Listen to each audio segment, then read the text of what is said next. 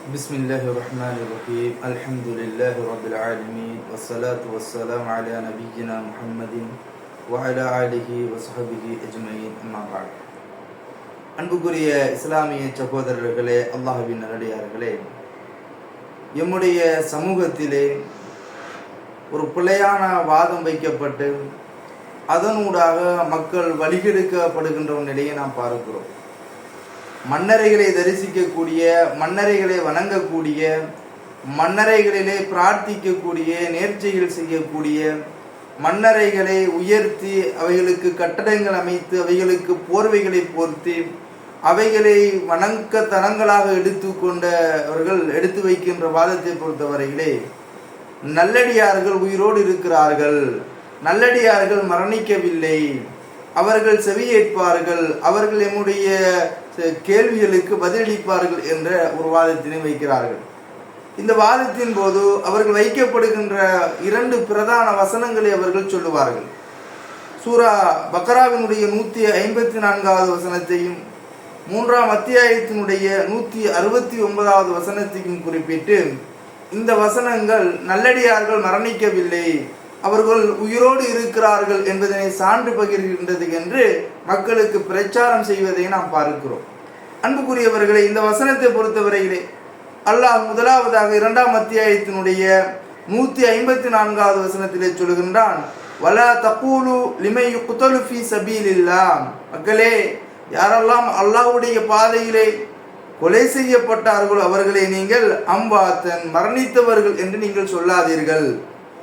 பல் அஹ்யாஉன் வலாக்கின் லா தஷ்உரூன், மாற்றமாக அவர்கள் உயிரோடு இருக்கிறார்கள், வலாக்கின் லா தஷ்உரூன் என்றாலும் நீங்கள் அதனை உணர்ந்து கொள்ள மாட்டீர்கள் என்று அல்லாஹ் சொல்லுகிறான். 3ஆம் அத்தியாயத்தின் 169வது வசனத்திலே சொல்கின்ற பொழுது, வலா தஹஸபன்னல்லதீன கதலூ ஃபீ சபீலில்லாஹ், அல்லாஹ்வுடைய பாதையிலே கொலை செய்யப்பட்டவர்கள் அவர்களை நீங்கள் மரணித்தவர்கள் அம்பாத்தன், மரணித்தவர்களாக எண்ணி விடாதீர்கள். பல் அஹ்யாவும் இந்த ரப்பிஹிம் யர்சுகூன், அவர்கள் மாற்றமாக உயிரோடு இருக்கிறார்கள், அல்லாஹ்விடத்திலே அவர்கள் உயிரோடு இருக்கிறார்கள், அல்லாஹ் அவர்களுக்கு ரிஸ்க் வழங்குகின்றான் என்ற செய்தியினை அல்லாஹ் ரப்பல் ஆலமீன் திருமறையிலே சொல்கிறான். இந்த வசனங்களை எடுத்து சொல்லி இவ்விரு வசனங்களும் நல்லடியார்கள் உயிரோடு இருக்கிறார்கள், எனவே அவர்களிடத்திலே நாம் பிரார்த்திக்கலாம் என்று மக்களுக்கு ஒரு பிழையான விளக்கத்தினை கொடுத்து மக்களை இணைவைப்பின்பாலும் அல்லாஹ்வுடைய கோபத்தின் சாபத்தின்பாலும் அழைக்கக்கூடிய நிலையை பார்க்கிறோம். அன்புக்குரிய மக்களே, நீங்கள் இந்த வசனத்தை உணர்ந்து கொள்ள வேண்டும். இந்த வசனமே இந்த வசனத்துக்கு தெளிவை சொல்லுகிறது. என்ன? முதலாவது வசனத்தில் அல்லாஹ் சொல்லுகின்ற பொழுதோ, பல் அஹ்யாஉன், அவர்கள் உயிரோடு இருப்பார்கள், வலாக்கின் லா தஷ்உரூன் என்றாலும் நீங்கள் அதனை உணர்ந்து கொள்ள மாட்டீர்கள். நாம் இன்று உயிரோடு இருக்கக்கூடிய ஒருவரை உணர்வது போன்று அவர்கள் உயிரோடு இருப்பதை, அல்லாஹ்வுடைய பாதையிலே கொலை செய்யப்பட்டவர்கள், ஷஹீதாக்கப்பட்டவர்கள், அவர்கள் உயிரோடு இருப்பதனை நீங்கள் உணர்ந்து கொள்ள மாட்டீர்கள் என்று அல்லாஹ் மனிதனால் உணர முடியாத அளவு அவர்கள் உயிரோடு இருப்பார்கள் என்பதனை சொல்கிறான். மேலும் 2வது வசனத்திலே சொல்லுகின்ற பொழுது, அவர்கள் பல் அஹ்யாவும் இந்த ரப்பிஹிம், அல்லாஹ்விடத்திலே அவர்கள் உயிரோடு இருக்கிறார்கள் என்று அல்லாஹ் ரப்பல் ஆலமீன் சொல்லுகின்றான். இந்த இரண்டு வசனங்களுமே எமக்கு தெளிவாக சொல்லுகிறது, அவர்கள் உயிரோடு இருக்கிறார்கள் என்றால் அவர்கள் எங்கு உயிரோடு இருக்கிறார்கள், அவர்கள் உயிரோடு இருப்பதனை மனிதர்களால் உணர்ந்து கொள்ள முடியாது என்பதனை சொல்கிறது. மேலும் இந்த வசனங்களை பொறுத்தவரையிலே இவ்விரண்டும் அல்லாஹ்வுடைய பாதையிலே போரிட்டு கொலை செய்யப்பட்ட அந்த ஷஹீதுகளை, அவர்களுடைய கண்ணியத்தையும் அவர்களுக்கு அல்லாஹ் கொடுக்கின்ற அந்த மிக பெரும் பரிசினையும் கொடுத்து தான் இவைகள் பேசுகின்றது. ஒன்றோடு ஒன்றை பின்னி பிரட்டி அர்த்தமற்ற அர்த்தங்களை வைத்து கலப்படங்கள் செய்து மக்களுக்கு பிழையான பிரச்சாரம் செய்யக்கூடியவர்கள் இதனை மக்களுக்கு தெளிவாக சொல்ல வேண்டும். அன்புக்குரியவர்களே, இந்த வசனம் குறித்து அன்றைய காலத்திலே நபித்தோழர்களுக்கு மத்தியிலும் கேள்வி எழுகிறது. இமாம் முஸ்லிம் அவர்கள் 4993வது செய்தியாக பதிவு செய்கிறார்கள். இப்னு மஸ்ஊத் ரலியல்லாஹு அன்ஹு அவர்களிடத்திலே மக்கள் வந்து, இந்த மாதிரி அல் குர்ஆன் இந்த வசனம் சொல்லுகிறது, அல்லாஹ்வுடைய பாதையிலே கொலை செய்யப்பட்டவர்கள் மரணித்தவர்கள் அல்ல என்று நீங்கள் சொல்லாதீர்கள், அவர்கள் மரணிக்கவில்லை, அவர்கள் உயிரோடு இருக்கிறார்கள் என்று சொல்லுகிறதே என்று இப்னு மஸ்ஊத் ரலியல்லாஹு அன்ஹு அவர்களிடத்திலே கேட்கப்படுகிறது. அப்பொழுது அவர்கள் சொல்கிறார்கள், நபிகள் நாயகம் ஸல்லல்லாஹு அலைஹி வஸல்லம் அவரிடத்திலே நாங்கள் இந்த வசனத்தினுடைய விளக்கத்தினை கேட்டோம். அல்லாஹ்வுடைய ரசூல் எங்களுக்கு அதற்கான விளக்கத்தை கொடுத்தார்கள். என்ன? அர்வாஹுஹும் ஃபீ ஜௌஃபி த்வைரின் ஹதரின் லஹா கனாதீல்.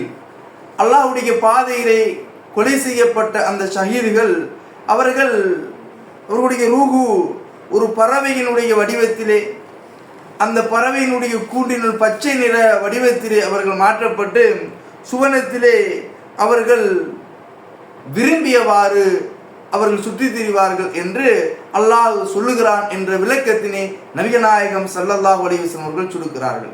எனவே இவர்கள் எங்கு உயிரோடு இருக்கிறார்கள் என்றால், அவர்கள் உருவம் மாற்றப்பட்டு பறவையின் வடிவம் மாற்றப்பட்டு பச்சை நிற பறவையினுடைய வடிவத்திலே சுவனத்திலே தான் அந்த சுகதாக்கள் வசிப்பார்கள், உயிரோடு இருக்கிறார்கள் என்ற செய்தியினை அல்லாஹ்வுடைய ரசூல் நமக்கு தெளிவுபடுத்தியிருக்கிறார்கள். ஆக இந்த குர்ஆன் வசனத்துக்கு தெளிவான விளக்கத்திலே நபிகள் நாயகம் கூறிவிட்டதனால் நாம் இதைவிட மேலதிகமாக எம்முடைய அறிவுக்கு ஏற்றாற்போல், நாம் எம்முடைய தேவைக்கும் எம்முடைய கருத்துக்களுக்கும் ஏற்றாற்போல் வளைப்பதானது அல்லாஹ்வுடைய வசனங்களை திரிவுபடுத்துகின்ற மிக பெரும் கொடிய பாவத்திற்கு எம்மை உள்ளாக்கிவிடும். அன்புக்குரியவர்களே, மேலும் அல்லாஹ்வுடைய பாதையில் அல்லாது நல்லவர்களாக வாழ்ந்து மரணித்த நல்லடியார்களுடைய நிலை என்ன? இவர்கள் மண்ணறையிலே உயிரோடு இருப்பார்களா?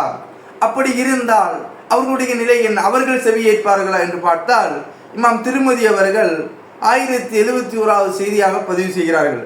அபூ ஹுரைரா ரலியல்லாஹு அன்ஹு அவர்கள் சொல்கிறார்கள், நபிகள் நாயகம் ஸல்லல்லாஹு அலைஹி வஸல்லம் அவர்கள் சொன்னார்கள், இதா குபிரல் மையித்து, ஒருவர் மரணித்து அவர் அடக்கம் செய்யப்பட்டால், அத்தாஹு மலக்கானி அஸ்வதானி அஸ்ரகான், கருப்பு நிறத்திலான 2 மலக்குமார்கள் வருவார்கள்.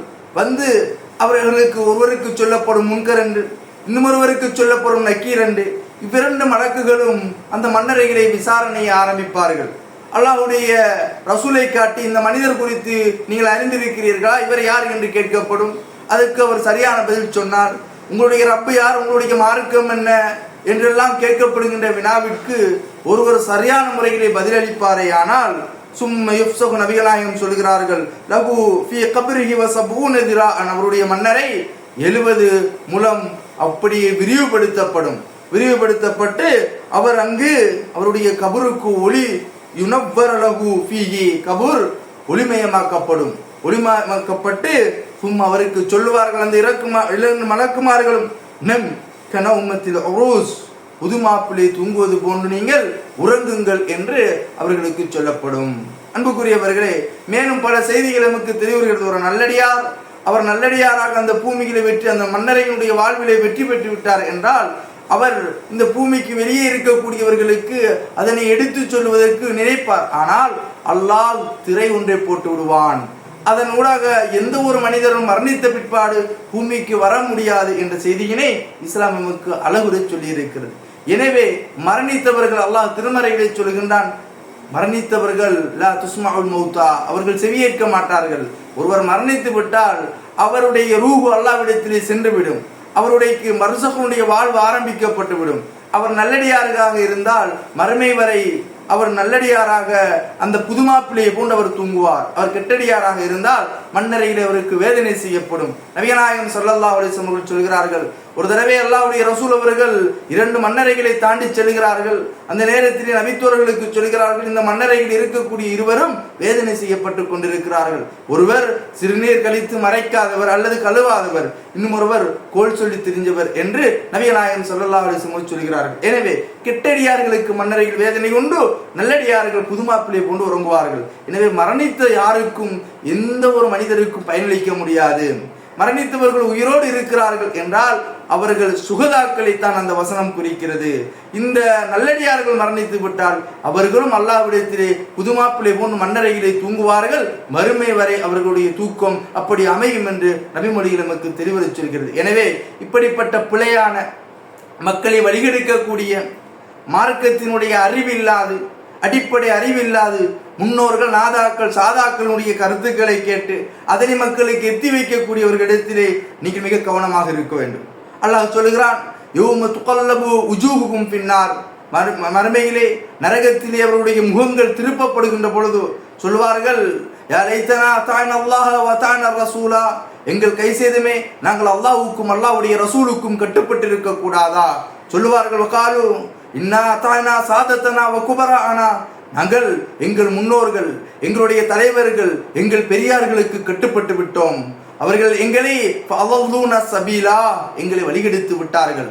சொல்லுவார்கள் யா அல்லாஹ் ரப்பனா ஆதீஹிம் திஃபைனி மினல் அஸாப், இறைவா அவர்களுக்கு எங்களுக்கு வழங்கப்படுகின்ற வேதனையை போன்று 2 பகுதி வேதனையை கொடு. ஏன்? அவர்கள் எங்களை வழிகெடுத்தவர்கள், அவர்களை நீ மிக சாபித்து விடு, அவர்களை வலஅன்ஹும் லஅனன் கபீரா, அவர்களை நீ சபித்து விடு, அவர்களை விட்டு விடாதே என்று யாரெல்லாம் வழிகெடுத்தார்களோ வழிகெடுக்கப்பட்டவர்கள் வழிகெடுத்தவர்களுக்காக பேசுவார்கள். காரணம், முன்னோர்கள் பெரியார்கள் என்று சடங்குகளையும் சம்பிரதாயங்களையும் மார்க்கமாக ஆக்கி கொண்டவர்களுடைய நிலை இது என்று அல்லாஹ்வுடைய திருமறை நமக்கு அழகுறச் சொல்கிறது. எனவே அன்பின் உறவுகளை, அல்லாஹ்வின் அடியார்களே, மார்க்கத்தை தெளிவாக புரிந்து அல்லாஹ்வுடைய ரசூல் அல்லாஹ் சொல்லுகின்ற அந்த வழியிலே எம்முடைய வணக்க வழிபாடுகளையும் நம்பிக்கைகளையும் அமைத்து இணை வைக்காத நிலையிலே மரணித்து அல்லாஹ் சூனம் அனுப்புகின்ற கூட்டத்தாரில் நாம் அனைவரும் போய் சேருவோமாக.